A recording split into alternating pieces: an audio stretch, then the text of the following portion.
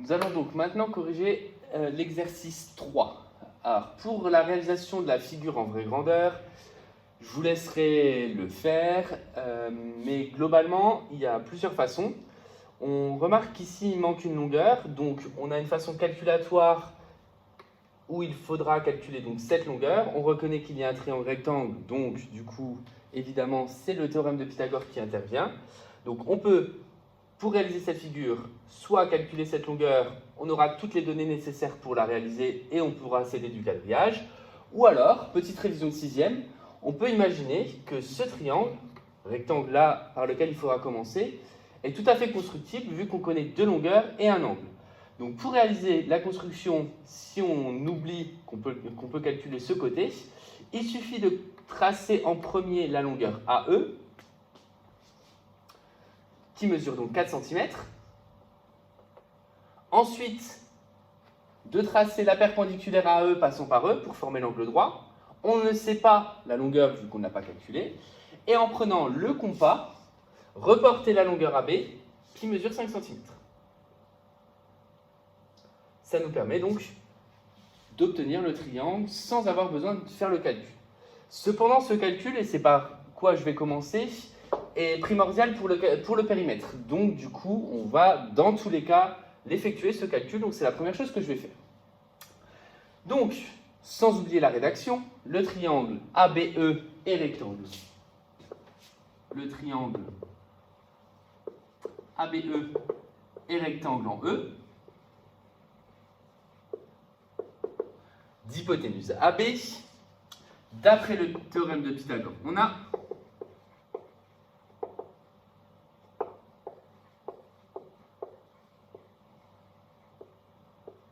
donc je rappelle que l'hypoténuse au carré est égale à la somme des carrés des deux autres côtés, ce qui veut dire qu'ici l'hypoténuse c'est AB, donc AB carré égale AE carré plus BE carré. On reporte les longueurs connues. La longueur AB fait partie du carré de côté 5 cm. Donc 5 au carré est égal à AE carré qui fait 4 au carré plus BE au carré. On calcule donc en priorité les carrés, ce qui veut dire que 25 est égal à 16 plus BE au carré. On reconnaît ici une opération à trous. C'est-à-dire qu'on ne doit pas calculer l'hypoténuse, mais bien un côté adjacent, ce qui revient à dire qu'on doit calculer une soustraction, 25 moins 16 pour trouver BE au carré, qui fait 9. Ça ne veut pas dire que le côté fait 9 cm, mais bien que BE est égal à racine de 9, qui vaut 3 cm. Donc ça nous permet de savoir que ce côté mesure 3 cm. Donc je vais pouvoir commencer par faire le périmètre, parce que pour calculer le périmètre, je connais presque toutes les longueurs d'ailleurs. Je viens de me rendre compte qu'il me manque les longueurs des côtés du triangle isocèle, où là aussi, c'est Pythagore que l'on va devoir appliquer. Étant donné qu'il est isocèle, je me place juste dans un des deux triangles, et l'autre, par le fait qu'il soit isocèle, les deux côtés seront de même mesure. Donc du coup, une fois que j'aurai fait le calcul, la deuxième mesure sera identique.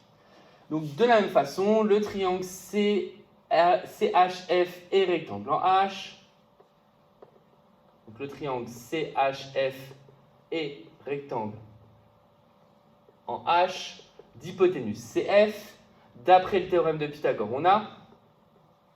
Donc au passage, vous voyez que moi je me force à faire la rédaction. Donc dans vos cahiers d'exercice, j'espère que vous suivrez également le fait de faire la rédaction.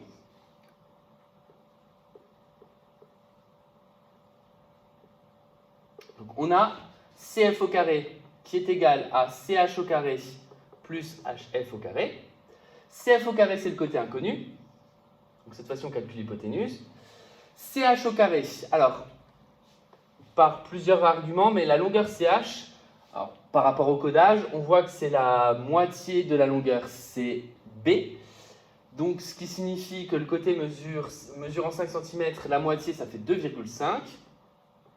On pouvait retrouver ce résultat par le fait que le triangle CFB est isocèle en F, et donc du coup la hauteur issue de F est également la médiane, ce qui veut dire que le point H est situé au milieu du segment BC.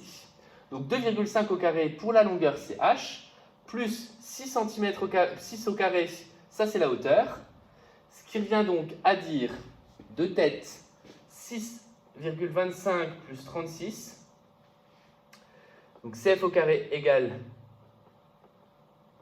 42,25. Ensuite, pour trouver la longueur CF, nous calculons donc la racine de 42,25, ce qui, il me semble, de tête, mais je vais quand même vérifier, fait 6,5.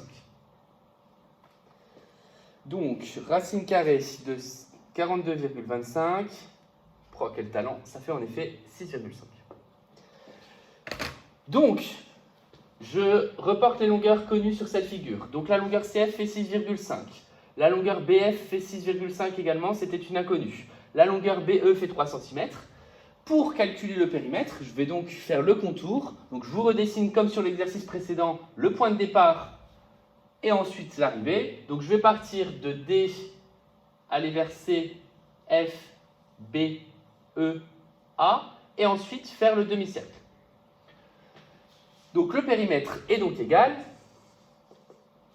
la longueur DC plus la longueur CF, plus la longueur FB, plus la longueur BE, plus la longueur EA, plus le demi-cercle AD. Nous avons donc 1 fois 5 cm, plus 2 fois 6,5 cm, plus 3 cm, plus 4 cm, plus du coup le calcul du demi-cercle, comme tout à l'heure. Le calcul du périmètre du demi-cercle, c'est donc le calcul du périmètre du cercle pi fois diamètre, divisé par 2. Le diamètre étant le côté du carré, ça fait 5, divisé par 2, ça fera 2,5 pi. Donc je détaille le calcul, ça fait 5 cm plus 13 cm plus 3 cm plus 4 cm plus pi fois 5 divisé par 2. Ce qui revient donc à dire, en termes de valeur exacte, 5 plus 13, 18, 21, 21 plus 4, 25. Donc 25 cm plus 2,5 pi. Ça, c'est donc la valeur exacte. Pour avoir la valeur approchée, on prend la calculatrice. Et donc 25 plus 2,5 pi, ce qui fait environ, alors là, on ne nous précise pas à quelle unité on doit arrondir. On va donc arrondir encore une fois à l'unité, quand ce n'est pas précisé. Donc ça fait environ, donc la calculatrice affiche 32,85, donc environ 33 cm. Cette réponse en centimètres comme millimètres carrés, on ne nous demande pas de la convertir. On aurait très bien pu nous demander de la convertir, mais c'est l'air qu'on va nous demander de convertir. Voilà donc pour le périmètre. Pour l'air, je vais quand même laisser coder les informations, mais pour l'air, on avait juste besoin de savoir que la longueur BE mesure 3 cm. Cet air est donc composé de 1, 2, 3, 4 figures. Première figure, un carré, donc on va calculer relativement facilement. Un triangle rectangle, un triangle isocèle, donc pour la formule d'air quelconque, et un demi-cercle.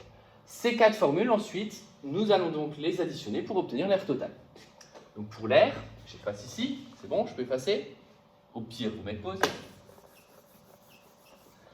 Donc, calcul de l'air. On commence par l'air du carré. Donc l'air du carré, DC, ABCD d'ailleurs, ABCD. On rappelle la formule. Je veux que sur vos cahiers soit écrit à chaque fois la formule parce que c'est mon moyen de vérifier si vous les connaissez. Donc c'est côté fois côté, c'est-à-dire 5 fois 5, 25 cm². Ensuite, l'air du triangle rectangle ABE. Donc l'air du triangle ABE. L'air d'un triangle rectangle, on peut utiliser la formule du triangle quelconque si on le souhaite, mais cela revient à faire, c'est la moitié d'un rectangle, donc longueur fois largeur, le tout divisé par 2. La longueur et la largeur, ce sont les côtés adjacents de l'angle droit, ce qui revient à dire 3 cm fois 4 cm divisé par 2, donc 12 divisé par 2, 6 cm². Puis on s'attaque au triangle isocèle, donc l'aire du triangle CFB. Donc ici, l'aire du triangle CFB, c'est base fois hauteur associée divisé par 2. La base et la hauteur que l'on connaît, on peut considérer que c'est la base c'est CB, la hauteur c'est FH. On a donc 5 fois 6 divisé par 2. On peut aussi également voir que ça forme deux triangles rectangles si on ne veut pas utiliser le triangle là. Donc imaginons qu'on puisse calculer donc le triangle rectangle là. Ces deux triangles sont égaux, donc ils ont la même aire. Et donc du coup, il suffirait de faire l'aire du triangle rectangle là fois 2. Mais donc j'ai choisi ici de faire base fois hauteur divisé par 2 pour alterner un petit peu les formules. Donc 5 fois 6, 30, divisé par 2, 15 cm². Il nous reste, avant de passer à l'aire totale, le calcul du demi-cercle. Donc l'aire du demi-cercle, encore une fois, comme tout à l'heure, c'est l'aire du cercle que je vais diviser par 2. Donc pi fois rayon divisé par 2. Le rayon, je peux le retracer ici, c'est la moitié du diamètre. C'est-à-dire que le rayon, je le précise avant de faire le calcul, c'est 5 divisé par 2, c'est-à-dire 2,5 cm. On obtient donc pi fois 2,5 fois 2,5 divisé par 2, ce qui me donne, alors 2,5 au carré tout à l'heure, ça faisait 6,25. 6,25 divisé par 2, ça fait 3,125, il me semble. Donc 3,125 pi. Je vais quand même vérifier.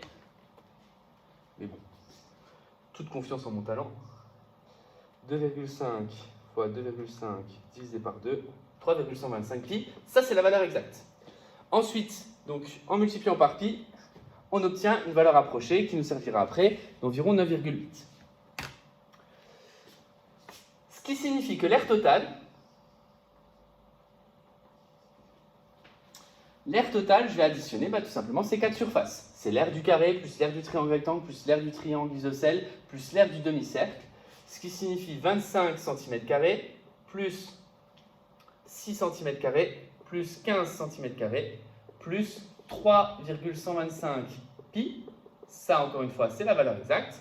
En tapant tout ça à la calculatrice, donc on obtient en valeur exacte, si on veut être un peu plus précis, on peut additionner. Donc 25 plus 6, 31, plus 15, donc 31, plus 15, 46. Donc 46 plus 3,125 pi, donc ce qui donne environ 55,8 cm². Comme ce n'est pas précisé, encore une fois, on aurait pu très bien arrondir à l'unité. Là, c'est juste pour une histoire de conversion que je choisis d'arrondir au dixième, et c'est ce qu'on aurait fait en classe si vous étiez là. Donc, justement, les conversions, je dois convertir les cm² en mm². Donc, pour les convertir, on peut ou pas, si vous êtes à l'aise, faire ou ne pas faire le tableau de conversion.